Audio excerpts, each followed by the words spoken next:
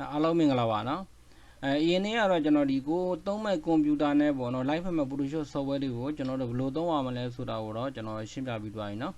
နားလည်မဲ့လို့လည်းထင်ပါနော်ဒီနေ့မှာတော့ကျွန်တော်အဲ့ဒီမှာ Photoshop software တွေကိုပေါ့နော်ဘယ်လိုမောင်းအောင်မလဲပေါ့နော်ဒီနေ့မှာတော့ကျွန်တော်တို့ Photoshop software တွေကိုဘယ်လိုမောင်းအောင်မလဲဆိုတာကျွန်တော်တခြားရှင်းပြပေးတော့မှာဖြစ်ပါတယ်နော်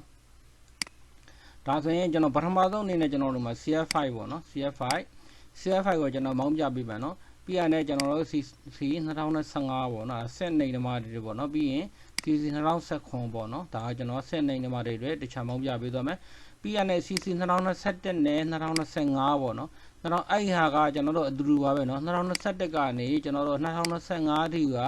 မောင်းနေရအတူတူပါပဲနော်အတူတူပါပဲဆိုရင်ကျွန်တော်အတူ Photoshop CC 2025မောင်းမယ်နော်မောင်းမှာဖြစ်တဲ့အတွက်ကျွန်တော် software ရှိတဲ့နေရာသွားလိုက်မယ်နော်ဒီ Photoshop နဲ့ down ပြီးတဲ့ခါကျရင်ဘယ်လိုပေါ်လဲဆိုတော့ဒီမှာနော်ဒီလို folder လေးနဲ့ပေါ်လာမှာနော်တုံးလေးပေါ်မယ်လူကကျွန်တော်တို့ install လုပ်တော့မှာပေါ့နော် software install လုပ်တော့မှာဆိုရင်ဒီတိုင်းမောင်းလို့မရဘူးနော်ကျွန်တော်တို့ကဒီ software ကိုဖြည့်ရမယ်နော်ဖြည့်ရမှာဖြစ်တယ်software မောင်းတော့မှာဖြစ်တဲ့အတွက်ထုံးစံအတိုင်းကျွန်တော် byte တွေပေးမယ်နော်ဒါဆိုရင်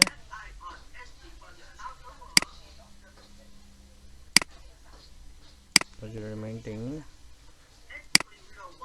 အဲဒီမှာ change surgery maintenance ဆိုတဲ့ okay ဒီမှာတော့ဒီနေရာတစ်ခါပေးပြီးတော့တော့တော်နဲ့ပြန်ပို့မှတ်တွေပါပြန်မချစ်ပါဘူးเนาะချစ်ခဲ့ပါတယ်เนาะဒါဆိုနောက်တစ်နေရာကဒီမှာသွားမယ်ဒါရဲ့ပုံစံလေးကိုနှိပ်မယ်ပြီးဒီမှာချက်ဝင်မယ်ပြီးရင် manage setting okay ဒီမှာပိတ်ထားရเนาะဒါလည်းဒီမှာပိတ်ရတယ်ဒီကောင်းနဲ့ခဏခဏပွင့်တတ်တယ်เนาะသွားပြီဒါဆိုရင်သူ့ကိုကျွန်တော်တို့မောင်းတော့မှာဖြစ်တဲ့အတွက်သူကဒီတိုင်းမောင်းလို့မရအောင်เนาะဒီတိုင်းမောင်းလို့မရဘူးသူကိုဖြည့်ပြီးမှမောင်းအောင်မှာဖြစ်တယ်เนาะသူအပေါ်ဆုံး file တစ် file ကို select ပြီး right click ပြီးရင် attract file ကိုနှိပ်เนาะ desktop မှာဖြည့်မှာဖြစ်တယ်เนาะ attract file desktop ပြီးရင် new folder okay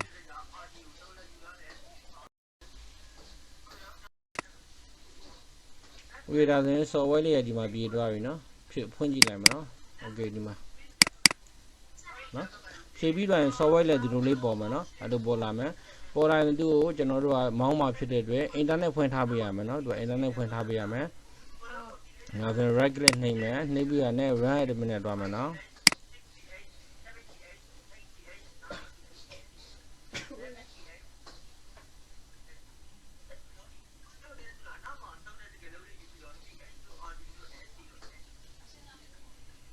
ဒီလိုပေါ်လာရင် yes ကိုနှိပ်မယ်เนาะမှာခဏဆောင်မယ်เนาะ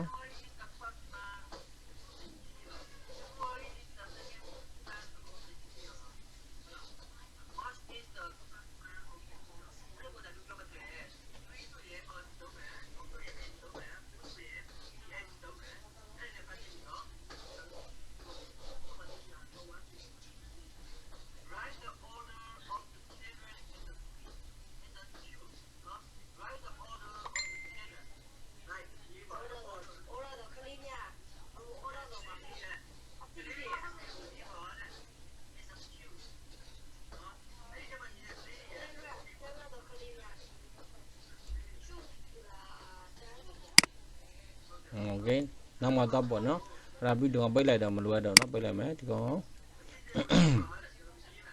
အဲ့ဒီမှာကျွန်တော်တို့ကဒီ question mark လေးပါတဲ့ဟာကိုအမှတ်ဖြုတ်မယ်အပေါ်ကအမှတ်ချင်မယ်နော်ဒီကောင်အမှတ်ချင်မယ်ပြီးရနဲ့ install ဆိုတာနှိပ်မယ်နော်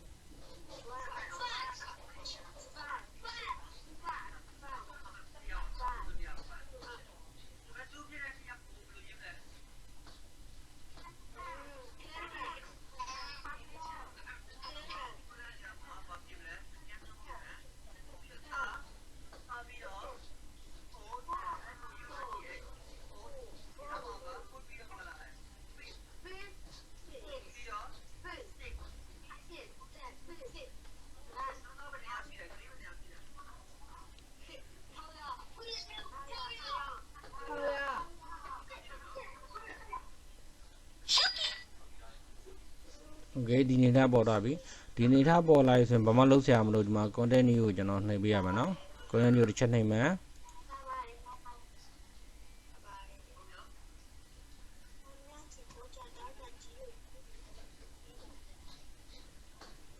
ဒီကတော့ဆက်နေနေမှာတော့ရမှာမဟုတ်ဘူးเนาะဆက်နဲ့မြင်းမှာကျွန်တော်တို့မောင်းလို့ရမှာเนาะ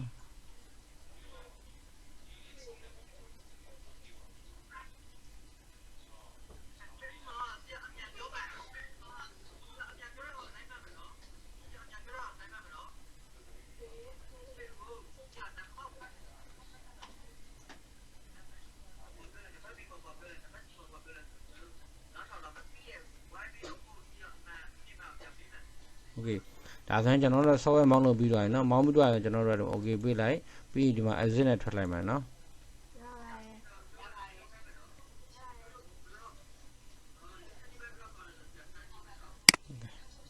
ဒါဆိုပြီးသွားပြီဆိုရင်တူလည်းကျွန်တော်တို့ဖွင့်ပြီးစက်တင်နေတွားချိန်မယ်เนาะအဲ software ဒီ CD software လည်းဒီညနေပြန်မထွက်လာဘူးเนาะဒါဆိုကျွန်တော်ဘယ်မှာသွား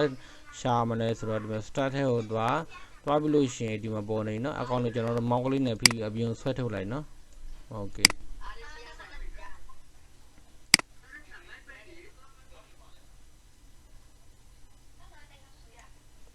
ဒါဆိုရင်ကျွန်တော်တို့ကိုဖွင့်လိုက်မယ်เนาะ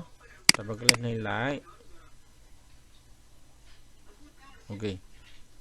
ဒါကျွန်တော်တို့settingမှာ setting ချိန်ထားလို့ဖြစ်နေတယ်เนาะသူ setting တစ်ခါတည်းဝင်သွားတယ်เนาะဒါဆိုကျွန်တော်တို့ site တွေယူပြီးကျွန်တော်အချုပ်ချယ်လုပ်ကြည့်မယ်เนาะဟုတ်တယ်เนาะနောက် setting မှာကျွန်တော် setting ချိန်ထားတယ်အဲ့ setting အတိုင်းဒီမှာဝင်သွားတယ်เนาะဟုတ်တယ်เนาะဝင်သွားပြီเนาะ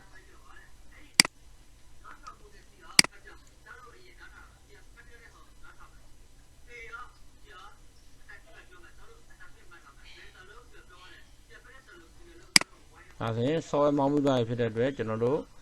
reset ချမှာပေါ့နော်ကွန်ပျူတာကို reset ချလိုက် software ကြီးတွေမောင်းပြီးတော့ကျွန်တော်ကွန်ပျူတာ reset ချတာကောင်းတယ်နော်အဲကျွန်တော် reset ချလိုက်မယ်နော်